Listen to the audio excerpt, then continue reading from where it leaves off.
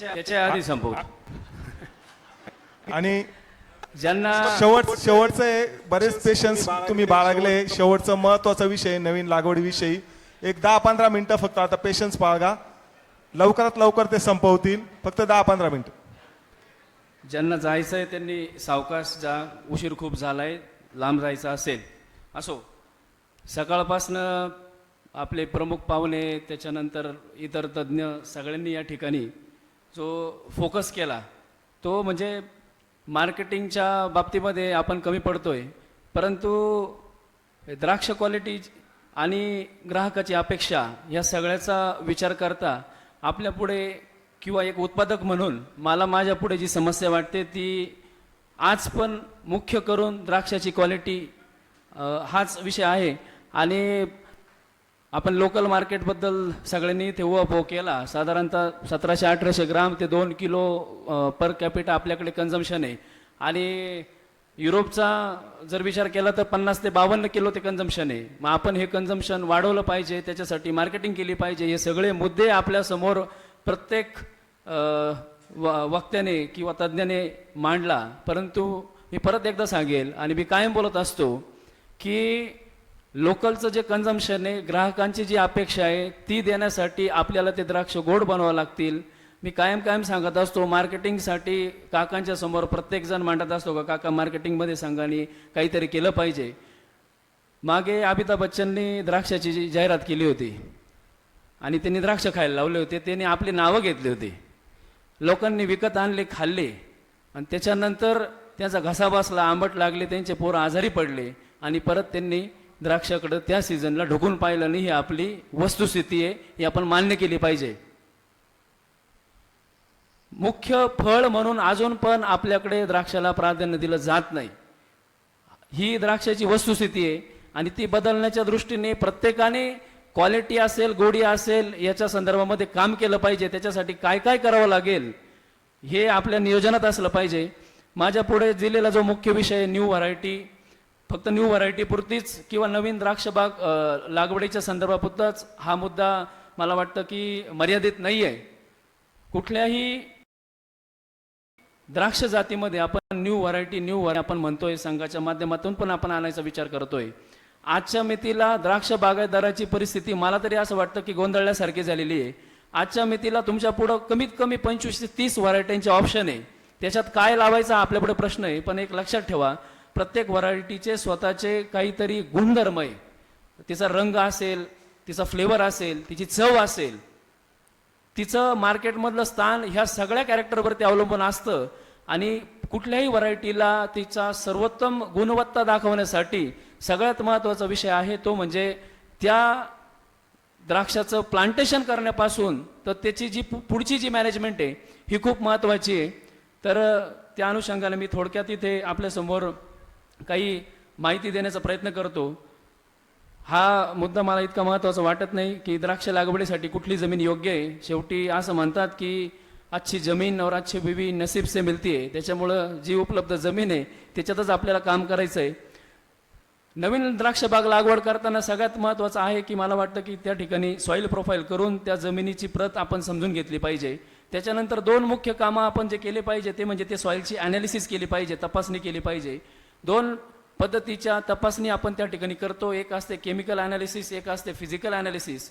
Chemical analysis आणि physical analysis या दोन्हीही तपासण्या द्राक्ष बागायतदार संघाच्या लॅबमध्ये केल्या जातात. इतरत्र पण त्या होतात, पण संघाच्या लॅबमध्ये त्या अचूक पद्धतीने केल्या जातात.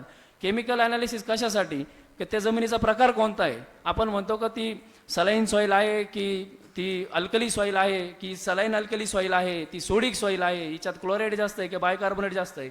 त्या जमिनीचा प्रकार केमिकली कुठला आहे हे समजण्यासाठी आपण त्या ठिकाणी केमिकल ॲनालिसिस केली पाहिजे. केमिकल ॲनालिसिसच्या आधाराने आपण मग पुढचं त्याला जर सॉईल अमेंडमेंट काही करायचे असेल, सल्फर टाकायचं असेल, जिप्सम टाकायचं असेल, ॲसिडिक सॉईल असेल तर त्या ठिकाणी चुनासुद्धा टाकावा लागतो. तर हे सॉईल अमेंडमेंट आपल्याला जे करायचं आहे रिपिंगच्या वेळेस त्याचा निर्णय आपण केमिकल ॲनालिसिस करून घेऊ शकतो. त्याच्यानंतर फिजिकल ॲनालिसिस, त्या जमिनीचा ॲक्च्युअल प्रकार कसा आहे.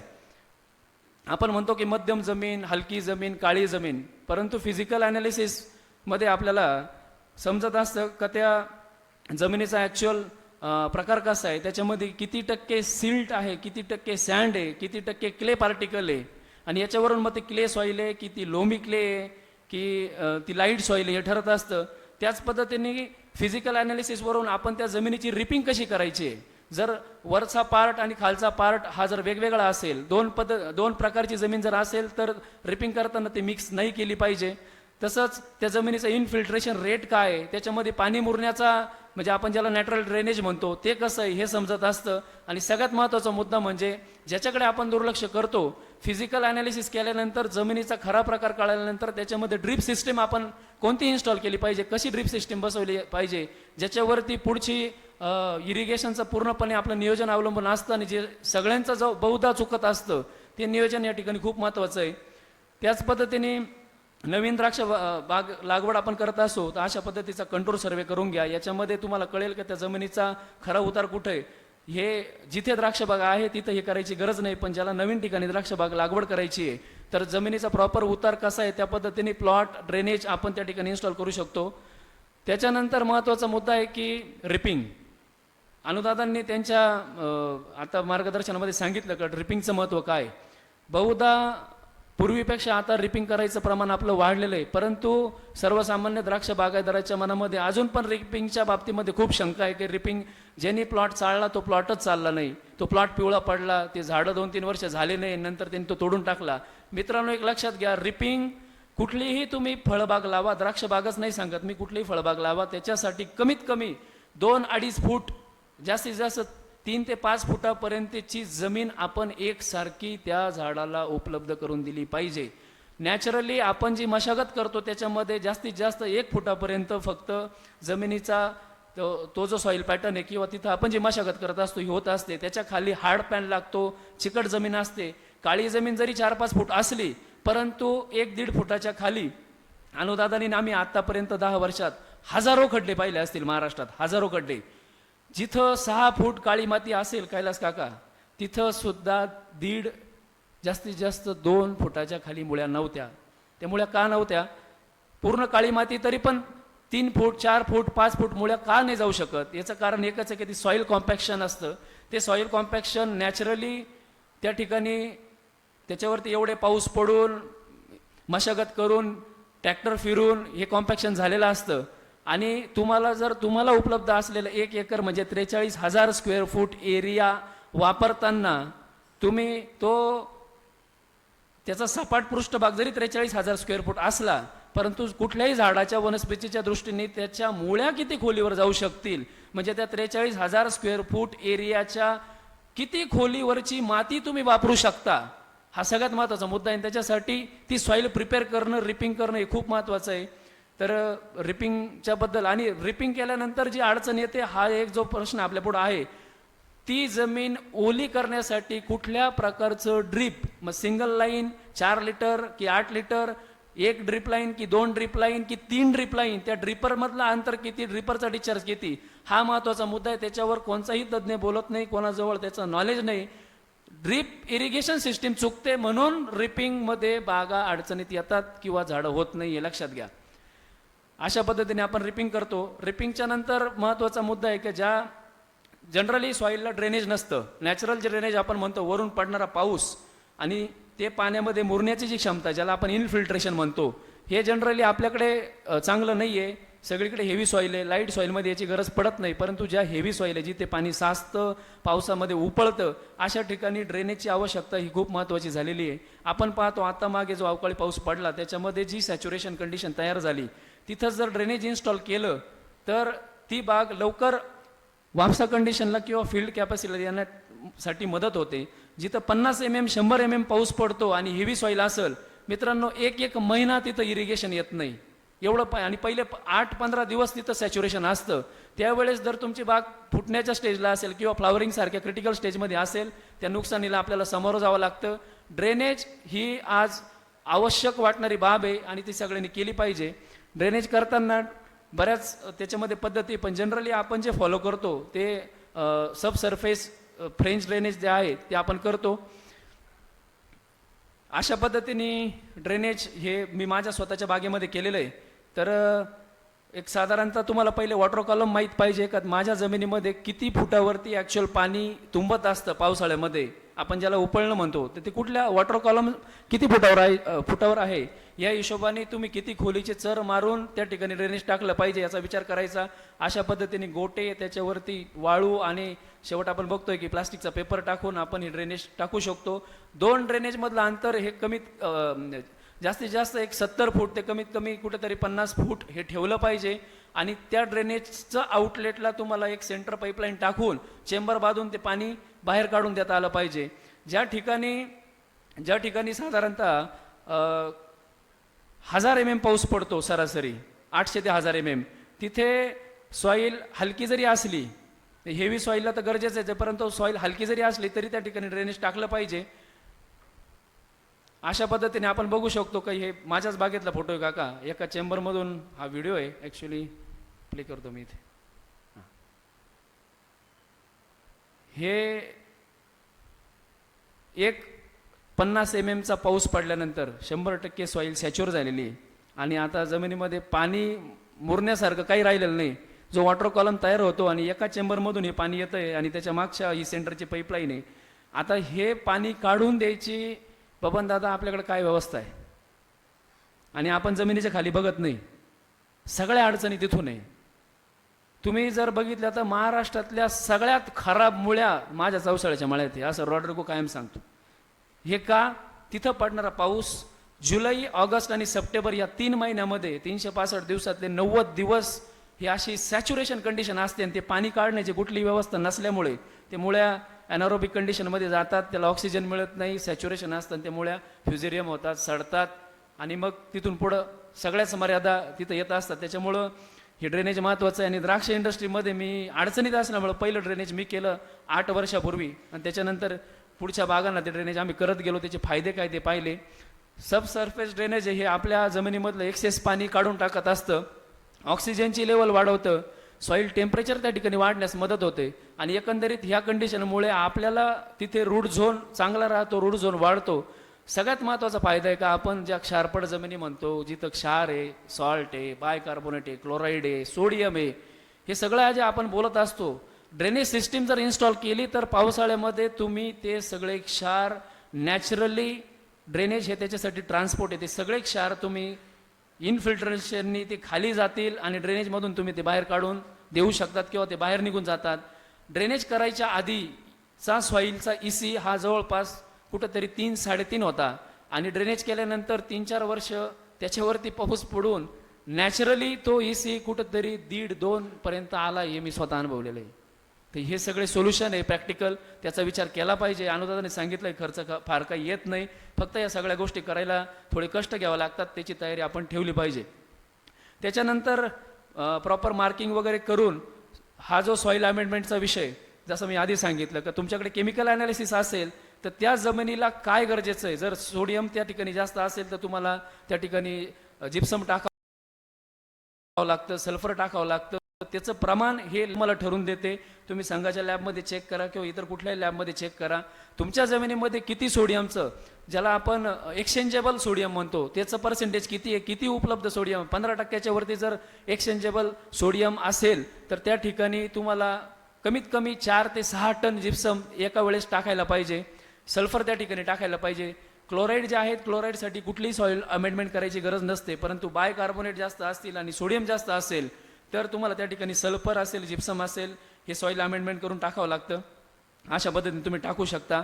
हेवी सॉईल असेल तर आत्तापर्यंत आपण सपाट जमिनीवरतीच प्लांटेशन करत होतो, परंतु काका ह्या ठिकाणी जर हेवी सॉईल असेल आणि सॉल्टची अडचण असेल तर तिथं निश्चितच दांड करून बोधावरती लागवड केली पाहिजे.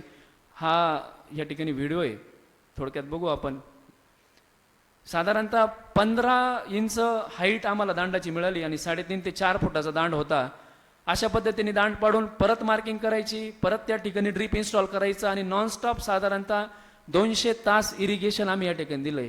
त्याच्यासाठी लाईट पाणी उपलब्ध कसं करायचं हा आपला वैयक्तिक विषय, परंतु जर टेक्निकली विचार केला तर तुम्हाला ज्यावेळेस आपण सॉईल रिपिंग करतो, म्हणजे रिपिंग म्हणजे काय माहिती का, आपण गहू दळायला घेऊन जातो, ज्यावेळेस एक पायली गहून येतो ते त्या डब्यामध्ये एवढा असता आणि ज्यावेळेस दळून आणतो तो डबा भरलेला असतो. तर रिपिंगनी काय होतं, तुमची सॉईल आपण त्या ठिकाणी लूज करतो, तिथे आपण पाण्यासाठी हवेसाठी ज्याला आपण पोअर्स म्हणतो तो एरिया वाढलेला असतो. आपसूक तिथे ऑक्सिजन वाढणारे, पाण्याची उपलब्धता वाढणारे आणि मग जमिनीमध्ये असलेले सगळे जे सॉल्ट्स आहे ते पण तिथं जास्त अवेलेबल होणार आहे. आणि त्याच्यानंतर जर तुम्ही प्रॉपर त्याला जर सेट केलं नाही 200 तास इरिगेशन देऊन, त्याची पुढची अडचण आपण बघत असतो. तर हे खूप महत्त्वाचं आहे. मी ड्रीप लाईनचं इथे सांगितलं आहे, जमिनीच्या प्रकारानुसार ड्रीप लाईन त्या ठिकाणी बसवली पाहिजे, कमीत कमी 200 तास पाणी दिलं पाहिजे. प्लांटेशन करताना नवीन द्राक्ष लागवडीमध्ये सगळ्यात महत्त्वाचा मुद्दा आहे की सिलेक्शन ऑफ प्लांट. ही खूप समस्या आहे. शासनाने क्लीन प्लांट प्रोग्राम CPP हा हाती घेतला आहे. त्याच्यासाठी 200 कोटी रुपयाची तरतूद फक्त द्राक्षासाठी करून दिलेली आहे. या सगळ्या याच्यामध्ये NRC द्राक्ष बागायतदार संघ हा सहभागी आहे. आणि आपल्या इथली जी नर्सरी आहे पाळेकरांची, तो जो अविनाश पाळेकर आहे तो त्या डायरेक्टर बॉडीवरती. तर आपले सगळे इनपुट, आपल्या सगळ्या अडचणी, सगळ्या गरजा त्याच्यामध्ये जात आहेत. परंतु मार्केटमधून ज्या वेळेस आपण 5 किलोची हुंडी आणाल किंवा बेंच ग्राफ्ट आणाल, सगळ्यात महत्त्वाचं आहे की ग्राफ्टिंग आपण करतो म्हणजे खालचा रूस्टॉक वरचं सायन याचं जे व्हॉस्क्युलर कनेक्शन आहे हे किती प्रॉपर आहे. आपण ही 4B जी ही इमेज याच्यामध्ये बघू शकतो की चारही बाजूने कॅलस फॉर्मेशन होणं खूप गरजेचं आहे. जर ड्राय कॅलस असेल तर सोप्या भाषेत सांगायचं तर त्या पाईपलाईनमध्ये ब्लॉकेज असतं आणि ते ब्लॉकेज ती वेल जोपर्यंत आहे त्याच्या जन्मभर असतं. त्याच्यामुळे आपल्याला बागेमध्ये जे व्हेरिएशन पाहायला भेटतं ते याच्यामुळे पाहायला भेटतं. कुठल्याही प्लांटचा 100% पोटेन्शियल जर पाहायचं असेल तर आपल्याला चांगल्या क्वालिटीच्या प्लांट मिळणं आणि त्याला अशा चांगल्या मुळ्या असणं हे खूप गरजेचं आहे.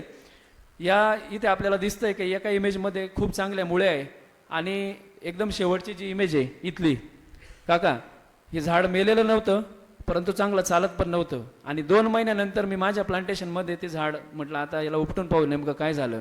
ते उपटल्यानंतर मला हे दिसलं, ही चांगल्या नर्सरीची हुंडी आहे परंतु नर्सरी लेवलला पण मर्यादा आहेत. का त्याला एक मुळी फुटली की 4 मुळ्या फुटल्या, काही अशा एवढ्या मोठ्या संख्येने मुळ्या फुटल्या हे समजत नाही. तर क्वालिटी प्लांट्स सिलेक्ट करणं आणि ते प्लांटेशन करणं हे खूप महत्त्वाचं आहे. बरडावरच्या हुंड्या आणून लावून बाग करायचे दिवस गेलेले आहेत. हुंडी आणताना ती व्हायरस फ्री राहील, आज तरी उपलब्ध नाही आहे परंतु तिला चांगल्या मुळ्या राहतील, तिच्यामध्ये कुठलाही वूड डिसीज राहणार नाही याची काळजी घेऊन नर्सरीसाठी 2 पैसे जास्त मोजायची आपण तयारी ठेवली पाहिजे. अशा पद्धतीने करू शकतो. नवीन द्राक्ष बाग लागवड करताना इरिगेशन हा खूप महत्त्वाचा विषय आहे. खत नियोजन पहिल्या 1-1.5-2 महिन्यामध्ये मला वाटतं की खूप महत्त्वाचा काही तो विषय नाही आहे परंतु त्या ठिकाणी इरिगेशन हे खूप महत्त्वाचं आहे. जर दांडावरती लावणार असाल तर 1 ड्रिपरमध्ये होत नाही, त्या ठिकाणी 2 ड्रिपर आरली तारली आपण लावले पाहिजे. त्याचनंतर ते स्ट्रक्चर त्या ठिकाणी करायचं आहे ते जसे याचा प्रोटोकॉल आहे आपल्याला, व्हरायटीचा जो प्रोटोकॉल आहे त्याला किती अंतर पाहिजे, 2 वलांड्यांमधलं अंतर किती पाहिजे, त्याला किती घडाच्या पुढं पानं पाहिजे, ह्या हिशोबाने जी स्पेसिंग आहे ती आपण केली पाहिजे. आपला जो अट्टाहास असतो की 8 फुटावर 9 फुटावरती चालेल का, 10 फुटावरती चालेल का, 5 फुटावरती 2 झाडांमधलं अंतर चालेल का. मित्रांनो एक लक्षात घ्या, सोनाका, थॉम्सन, काळी हे आपण आतापर्यंत करत आलो, 25-30 वर्षापासून हे व्हरायटी आपण करतोय. परंतु ह्या ज्या न्यू व्हरायटीज आहेत ह्या जवळपास PGR ची गरज इथे पडत नाही. स्वतःचं प्लांट पोटेन्शियल खूप असतं, थॉम्सनपेक्षा खूप मोठी ग्रोथ इथे मिळते आणि इथे तुम्हाला कुठलेही PGR वापरायला चान्स नाही आहे. त्या झाडाची हेल्थ, त्या शूटची जाडी, त्या पानाची साईज, त्या घडाच्या पुढं मिळालेले पानं, त्याचा कॅनोपी म्हणजे ओव्हरऑल त्याची प्लांट हेल्थ तुम्हाला ती क्वालिटी देणार आहे. कुठलीही व्हरायटी असेल, आराची असेल किंवा SNFLची असेल, त्याचा एक प्रोटोकॉल आहे. आणि काका मला परत एक सांगायचं, ह्या प्रत्येक व्हरायटीचे टोपण नाव आहे. जसं माझं नाव बबलू आहे आणि खरं नाव गणेश आहे, तसं सगळ्या व्हरायटींचा तो प्रकार आहे. कोड आहे शिंजिन 2, शिंजिन 20. जर ती त्या लेवलला झाली, त्या क्वालिटीची झाली तर तुम्हाला ते टिम्सन म्हणून विकायचा परमिशन मिळणार आहे. जर ती त्या लेवलची झाली तर ॲलिसन म्हणून विकू शकता, नाही तर सिंजिन 2 लिहून द्यायचं. लाल द्राक्ष, हिरवी द्राक्ष, तुम्हाला त्याचा ब्रँड नेम वापरता येणार नाही. आपण 5% रॉयल्टी देणार आहे त्यांना. त्यांच्या ब्रीडर प्रोग्राममधून बाहेर आलेली व्हरायट्या, कुठली व्हरायटी बाहेर यायला कमीत कमी 12 ते 15 वर्ष लागतात. त्यांना त्यांचा मार्केटमधला ब्रँड व्हॅल्यू त्या व्हरायटीची ठेवण्यासाठी ते क्वालिटी पॅरामीटर जर आपण बनवू शकलो तरच तुम्हाला मार्केटमध्ये त्याचं ट्रेड नेम भेटणार आहे. हा सगळा विषय प्लांट क्लिनिंग हा महत्त्वाचा विषय. वूड डिसीजेसवरती कायम चर्चा होते, परंतु त्याचं जे मूळ आहे, जिथं जिथं झाडाला आपण कट घेणार आहे तिथं प्रॉपर क्लीन झालं पाहिजे. बघा इथं शार्प कट घेतला आहे पहिल्या इमेजमध्ये, त्याच्यावरती काहीतरी उंड सील लावलेलं आहे, कॉपरचा स्प्रे घेतला आहे, नंतर त्याच्यावर कॅलस येत आहे आणि शेवटच्या इमेजमध्ये ते भरलं आहे. हे खूप महत्त्वाचं आहे. कुठल्याही नवीन बागेमध्ये जे खोटका आपण ठेवतो ते क्लीन करत नाही, तिथे ड्राय वूड तयार होतं आणि ते त्या ठिकाणी ब्लॉकेज होत असतं. तर नवीन झाड करताना अगदी सोप्या भाषेत सांगतो, मुळ्या ही तुमची मोटर, खोड ही तुमची मेन लाईन, वलांडे हे तुमची सब लाईन आणि काड्या हे तुमच्या ड्रीपच्या नळ्या आहे. याच्यात कुठंही ब्लॉकेज नको. सोप्या भाषेत समजू शकतो. कुठेही ब्लॉकेज आलं तर प्रेशर मिळणार नाही, प्रेशर नाही मिळालं तर वाढ होणार नाही, क्वालिटी होणार नाही, शुगर येणार नाही, अडचण येईल. त्याच्यामुळे झाडाची पाईपलाईन ही स्ट्रेट, कुठंही त्याला ब्लॉकेज नको, ड्रायवूड नको, अशा पद्धतीने आपण केली पाहिजे. नवीन द्राक्ष बाग लागवड करताना त्याला इक्विपमेंट जे वापरायचे तो पण एक खूप महत्त्वाचा मुद्दा आहे. तर त्याचा पण या ठिकाणी विचार केला पाहिजे. अशा पद्धतीने नवीन व्हरायटी, नवीन द्राक्ष बाग लागवड करताना आपण काळजी घ्यायची आहे. याच्यानंतर काही प्रश्न असतील तर थोडक्यात विचारू शकता. माझ्याकडनं जे मांडायचं होतं थोडक्यात मांडण्याचा मी प्रयत्न केला आहे. बबन आता काही विचारताय, काय म्हणतो? म्हटलं तुम्ही सगळी माहिती दिली नवीन व्हरायटींच्या बाबतीत आणि उत्तम मार्गदर्शन केलं, पण तुम्ही त्या व्हरायटीला आपले जे रुटीन ग्राफ्टिंग आहे किंवा बेंच ग्राफ्टिंग आहे याला किती खर्च येतो हे काही सांगितलं नाही तुमच्या याच्यामध्ये. आज शेतकऱ्यांसाठी उपलब्ध 2 ब्रीडरच्या व्हरायटी आपल्याला मिळत आहेत. एक आहे SNFL आणि दुसरी आहे ग्राफा. तर SNFL साठी आपल्याला जी रजिस्ट्रेशन फी किंवा प्लांटिंग फी म्हणू शकतो, एका झाडाची फी आपल्याला द्यायची 80 सेंट. जसे आपण 1 रुपया पैसे तसे 80 सेंट. त्याची व्हॅल्यू जवळपास आणि त्याच्यावरती 18% GST लागतो, कारण ते सर्व्हिसमध्ये येतं. तर कुठेतरी 82 ते 83 रुपये प्लांटिंग फी एका झाडाची द्यायची आहे. तुमच्या लागवडीनुसार जेवढे झाडं एका एकरात आहे तेवढा तो खर्च येईल. जर बेंच ग्राफ्ट घेणार असाल तर बेंच ग्राफ्टला साधारणतः 155 रुपये नर्सरीचा रेट आहे. एकच नर्सरीकडे अप्रुव्हल आहे. तर त्या पद्धतीने एका झाडाचा तो एक एक्स्ट्रा खर्च झाला. आणि जर मॅन्युअली ग्राफ्टिंग करणार असाल तर साधारणतः ह्या वर्षी काहीतरी 12.5 रुपये एका डोळाचे त्या ठिकाणी फी घेत आहे. तर हे सगळं विचार केला तर 2 लाखापर्यंत SNFLचा खर्च आहे जर ग्राफ्टेड झाड प्लांट लावणार असाल. आणि जर मॅन्युअल ग्राफ्टिंग करणार असाल रोस्टॉक लावून तर तो कुठंतरी एक 80-90 हजारापर्यंत येतो. आणि ग्राफाचा म्हणजे ARD 35, 36 ह्या ज्या व्हरायटी आहे सह्याद्रीच्या, याचा खर्च मी पंकज नाठेंना विचारला तर तो साधारणतः प्लांटिंग फी $400 म्हणजे साधारणतः 38 ते 40 हजार रुपये ही प्लांटिंग फी आहे. जशी SNFLची मी सांगितली की 80-85 रुपये एका झाडाची, त्या हिशोबाने किती झाडं आहेत. आणि यांची 40 हजार रुपये एका एकराची. इथं झाडांची संख्या नाही, 1 एकरला तुम्हाला $400 म्हणजे SNFLला साधारणतः 70-72 हजार रुपये 1 एकरची प्लांटिंग फी आहे. नर्सरी वेगळी, डोळांचा खर्च वेगळा. ग्राफाला तुम्हाला ARD 35, 36 लावायचे असेल तर साधारणतः 38 ते 40 हजार रुपये प्लांटिंग फी आहे. एका डोळाचा खर्च आहे साधारणतः ARD 35चा 4.5 रुपये. तुम्ही मग 2 डोळ भरता की 4 डोळ भरता तो आपला चॉईस आहे. ARD 36चा एका डोळाचा खर्च आहे साधारणतः $2.70. अप्रॉक्सिमेटली 55 ते 60 हजार रुपये हा ग्राफाचा खर्च आहे, म्हणजे 35, 36चा. आणि SNFLचा खर्च आहे, डोळ भरणार असाल तर 80 ते 90 हजार रुपये एकरी सांगतोय मी.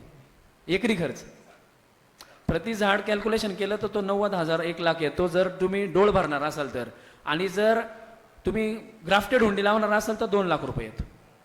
असा सरासरी खर्च आहे. यानंतर थोडंसं मला या ठिकाणी 1-2 मुद्दे मांडायचे.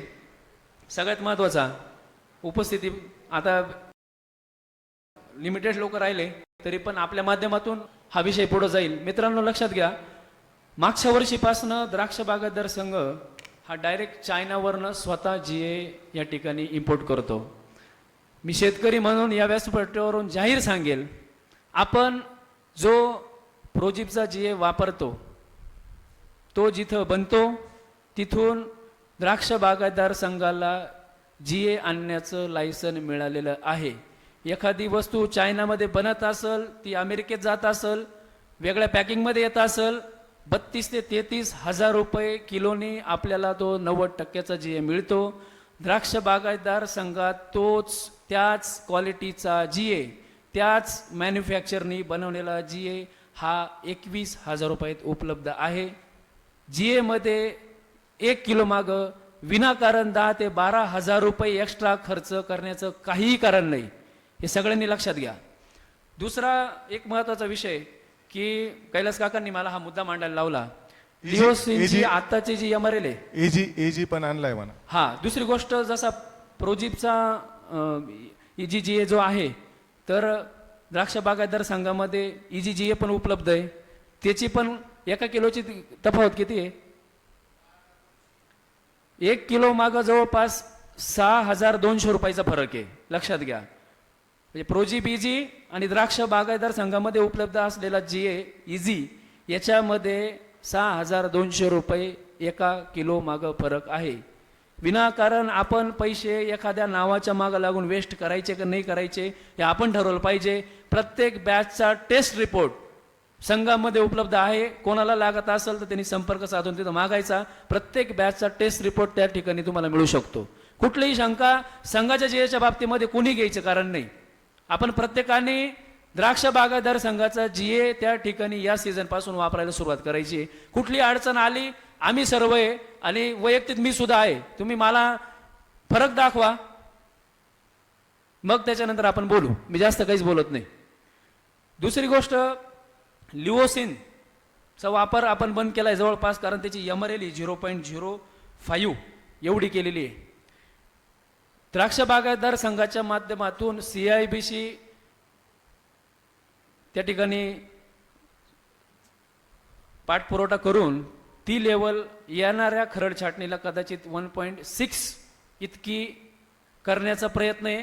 आज ते झालेलं नाही, त्याच्यामुळं इथून ते जाहीर करणं चुकीचं आहे. पण लक्षात घ्या, कारण या लिओसिनचा वापर बंद झाल्यानंतर कोणचं काय काय प्रोडक्ट हजारो लिटर त्या ठिकाणी विकल्या जात आहे, त्याच्यातून द्राक्ष वेलीवरती होणारे परिणाम, इतके दुष्परिणाम होत आहेत हे आपल्या सगळ्यांना माहिती आहे. तर त्या ठिकाणी लिओसिनची सुद्धा MRL लेवल आपल्याला वाढून मिळणार आहे. पूर्वी इथेपॉनचा वापर व्हायचा आणि इथेपॉन हे बॅन होतं. खूप सॅम्पल त्या ठिकाणी फेल जात होते. शेतकऱ्यांकडून द्राक्ष बागायतदार संघाला याच्यामध्ये लक्ष घालण्याची विनंती झाली आणि इथेपॉनच्या सुद्धा जे ॲनेक्शर 5 मध्ये जे समाविष्ट केलं, तर ते द्राक्ष बागायतदार संघानेच पाठपुरवठा केला आणि त्याच्यानंतर ते समाविष्ट झालं. तर लिओसिनची सुद्धा आपण त्या ठिकाणी अपेक्षा ठेवूया. मला काकांनी या संदर्भामध्ये आपल्या समोर ही माहिती देण्यास सांगितलं होतं. आज या ठिकाणी मला बोलण्याची संधी दिली आणि सकाळी गर्दी होती, आता जे उपस्थिती ती गर्दी आहे. माझ्या वाट्याला जे शिल्लक राहिले त्यांचे मी खूप खूप धन्यवाद मानतो आणि